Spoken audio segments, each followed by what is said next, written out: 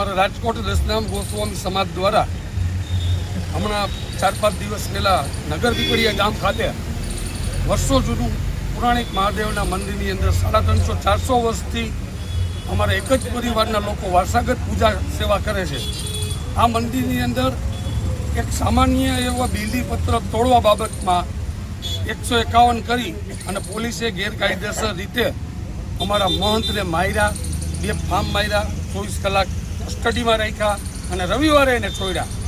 એનાથી વિશેષ આ મંદિર ગામના જે સરપંચ છે એમના પતિ એટલે કે ભાવેશભાઈ હસોડા અને એમના કોઈ સગા કોન્સ્ટેબલ છે લુણાગરિયાભાઈ, પોલીસે આ મંદિરનો કબજાની ચાવી મારી નામની પાસે લઈને બીજાને આપી। પોલીસને એવા ક્યાં પાવર કે કબજો ખાલી કરાવે? અને વર્ષોથી આ લોકોની સમાધિઓ એમાં છે, વર્ષોથી આ લોકો પૂજા કરતા આવે છે। આ તો 4થી 5મી પેઢી છે અને આ પોલીસ દ્વારા ખાલી કરાવવાનું કામગીરી ચાલુ કરી દીધી રાજકોટમાં।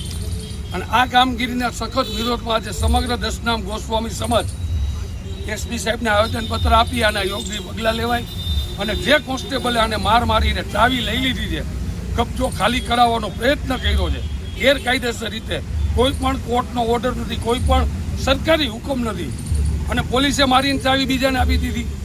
આવા તત્વો સાથે પોલીસ ભળેલી હોય આના વિરુદ્ધમાં અમારી સખત વિરોધ છે અને આ કાયદેસરના પગલાં લેવા માટે આજે સમગ્ર સમાજના સાધુ સંતો મંતો આગેવાનો આજે અમે એસપી કચેરી ખાતે આવેદનપત્ર આપી રજૂઆત કરવા જઈએ છીએ।